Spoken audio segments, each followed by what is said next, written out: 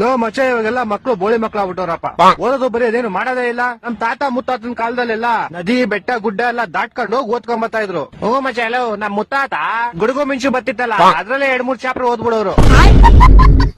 ಓ ಮಚ್ಚ ನಮ್ ತಾತ ರಾತ್ರಿ ಹೊತ್ತು ಬೆಕ್ಕಣ್ಣು ಉಳಿಯುತ್ತೆ ಗೊತ್ತಾ ಪಳ ಪಳ ಅಂತ ಅದ್ರಿಂದ ಓದ್ಕಂತಿದ್ರು.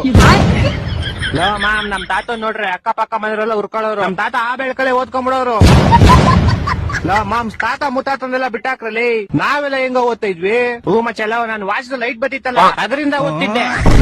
ಹೊಟ್ಟೆ ಎಷ್ಟು ಉರ್ತಾವ್ರ. ಲೋ ಮಾಮ್ ನಾನು ಕಲ್ನ ಒಂದಕ್ಕೊಂದ್ ನೋಡಿದ್ರೆ ಬೆಂಕಿ ಕಿಡಿ ಬತ್ತಿತ್ತಲ್ಲ ಅದರಿಂದ ಓದ್ತಿದ್ದೆ. ಎಂತ ದೊಡ್ಡ ತಿಕ್ಕಲು ಕುಡುಕ್ ನನ್ ಮಗ. ಲೇ ಮಚ್ಚ ನಮ್ಮ ಮನೇಲಿ ನಾನು ರಿಮೋಟ್ ಲೈಟ್ ಬರುತ್ತಲ್ಲ ಆ ಲೈಟ್ ಇಂದ ಓದ್ತಾ ಇದ್ದೆ. ಒಂದೊಂದಲ್ಲ ಲೋ ಮಾಮ್ಸ್ ನನ್ ಕತೆ ಕೇಳ್ರಿ ಇಲ್ಲಿ. ಒಂದ್ ಬುಕ್ ಬೆಂಕಿ ಹಚ್ಬಿಡ್ತಿದ್ದೆ. ಆ ಬೆಂಕಿ 6 ವರ್ಷದಲ್ಲಿ 3-4 ಬುಕ್ ಓದ್ಬಿಡ್ತಿದ್ದೆ.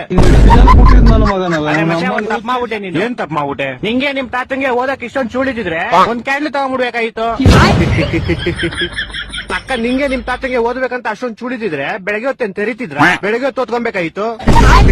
ಅಕ್ಕ ನೀನೇನ್ ಅವಲೇ ನನ್ ಆಗ್ತಾ ಇದ್ಯಾ? ನಿಮ್ ತಾತ ಮುತ್ತಾತನ್ ಬಗ್ಗೆ ನಮ್ಗೇನ್ ಗೊತ್ತಿಲ್ಲ ಅನ್ಕೊಂಡಿದ್ಯಾ? ಇನ್ನು ಗೊತ್ತಿಲ್ಲ ಮಚ್ಚ ಇವ್ರ ತಾತಂದಿರ್ಗೆ ಒಂದೊಂದ್ ಕ್ವಾರ್ಟರ್ಗೆ ಜಮೀನ್ಗಳು ಮಾರ್ಕಂತಿದ್ರು ಇವ್ರ ತಾತಂದಿರ್ಗೆ. ಅವನೇನಾಗ್ತಾವ್ ನೋಡೋನು ಬೇವರ್ಸಿ.